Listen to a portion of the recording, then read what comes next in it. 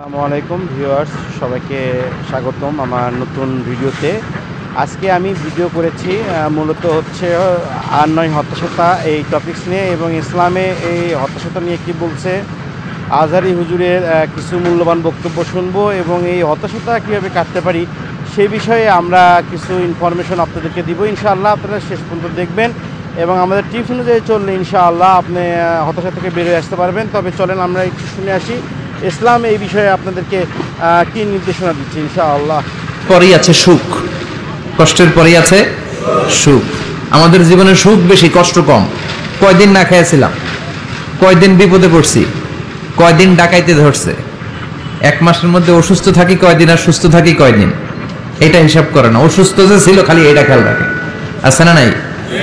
তার মানে ইন্না মাআল উসরি ইউসরা, দুঃখের পরে আছে সুখ, মোটিভেশন, প্রাণটা আবার উদ্বেলিত হয়ে ওঠে। তাই তো আসলে তো দুঃখের পরে সুখ। এজন্য কষ্ট যখন পাবেন, অসুস্থ যখন হবেন, ওইখানেও আনন্দ করবেন। কারণ ভিউয়ার্স, আপনারা এখনই দেখতে পারলেন যে আসলে ইসলামও কিন্তু বলতেছে যে সুখ কখন আসবে। সুখ আসবে কষ্টের পরে, দুঃখ আসবে কষ্টের পরে। অর্থাৎ দুঃখ আসুক আর কষ্ট আসুক, হতাশা আসুক, এই জিনিসটা আর নয়। আজকে আপনারা যেখান থেকে আমার ভিডিওটি দেখছেন, আপনারা হতে পারেন স্টুডেন্ট, আপনি হতে পারেন অনার্স পড়ুয়া একটা স্টুডেন্ট, এবং আপনি হতে পারেন বেকার হয়ে বসে আছেন, পড়াশোনা শেষ, কোথাও চাকরি পাচ্ছেন না, কোথাও ব্যবসা করতে পারছেন না, কোনো একটা প্রবলেমে আছেন। ইনশাআল্লাহ আপনি আমার ভিডিওটি দেখেন, ইনশাআল্লাহ সমস্যার সমাধান হবে। আসলে এই ভিডিওটি যেখান থেকে দেখছেন, আমি একটা কথা বলবো, আসলে আপনার কাছে টাকা নাই, ব্যবসা করার মতন অবস্থা নাই, আপনার কাছে টাকা নাই, চলার মতন অবস্থা নেই, তাহলে কী করবেন?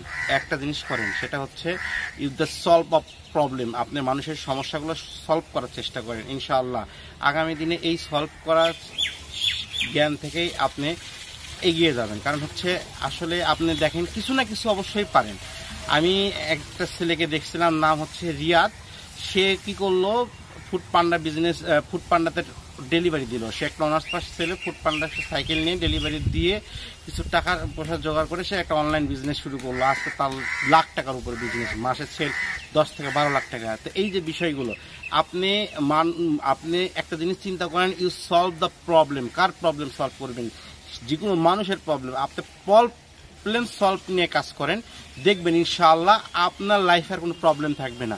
এবং সবসময় একটা জিনিস মনে রাখবেন, আল্লাহ তাআলা অবশ্যই আপনার রিজিক লিখে রেখেছে এবং আপনি অবশ্যই ভালো কিছু করতে পারবেন।